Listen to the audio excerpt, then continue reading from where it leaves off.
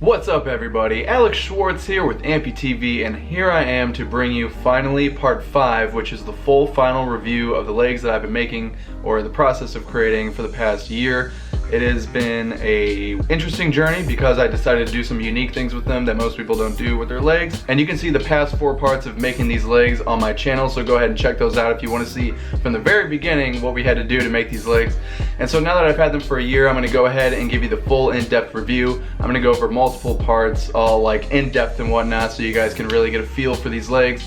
This video is mainly for other amputees who might be considering these legs, because once you get these blades put on, they're direct bond. They don't just connect to the end of your socket like a normal foot, they actually directly bond into your socket. So once you get them done, there is no going back really, and you can't just take them off or adjust them like you could with some other feet. So with that said, if you're an amputee, I hope you find this useful, and if you're an able body, well, I hope you find this entertaining.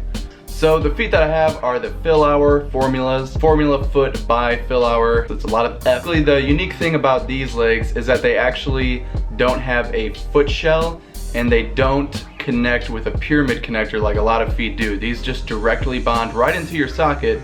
So once they're finalized, there's no going back. It's cool that they don't use a foot shell, because generally I don't really like foot shells. Stuff gets trapped in them. They don't actually look like feet, even though they are poorly trying to look like feet. So I kind of prefer the way that the Formula feet do it, and the similar foot, the Oser, Cheetah, Explorer. Now in my case, I did it differently, as you can see from my previous videos, so my experience might be a little skewed because it's not made how they're typically supposed to be made.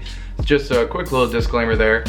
So the Formula foot is considered a K3 or K4 level foot, so it's a pretty high activity level foot. For an average of 27 centimeters foot length model, it weighs about 675 grams. And you have to take into account that this foot doesn't use a pylon with screws like most feet, because this is a directly bonded foot.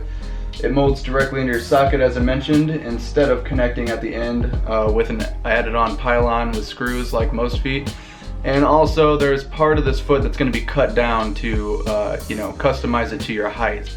So that's something to take into account when looking at the weight of this foot. They're actually pretty light. Alright, so off the bat you can tell that this is a pretty minimalistic setup. This blade setup gets a lot of compliments, and it's very sleek, and it's pretty obvious too whenever you're wearing them like I am without shoes. And in general, a lot of people ask, if I could run fast, oh, can you run in those? So that's something to kind of be prepared for, as a lot of people mistake these for actual straight up running blades. It's complete with a split toe setup that goes all the way to the heel as well, so the heel is split. This allows for multi-axial flexibility as much as you can get, with carbon fiber. As I mentioned before, this is a directly bonded blade, so this goes right into your socket.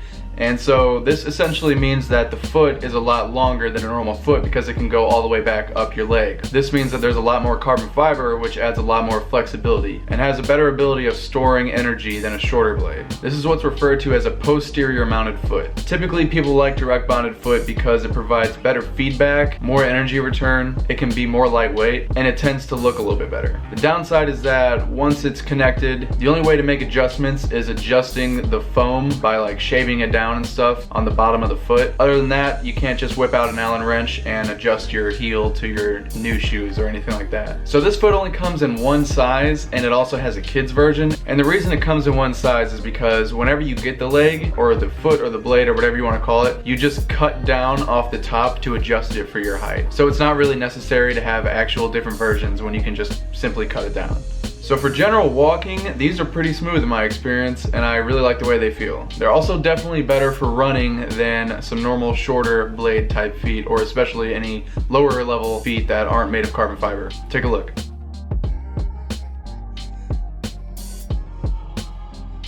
So when you're going up and down stairs, I would say going up is a pretty good experience with these, because they provide a lot of energy feedback and they're very flexible. So you get a lot of feedback and a lot of boost up to that next step, so it works out pretty well.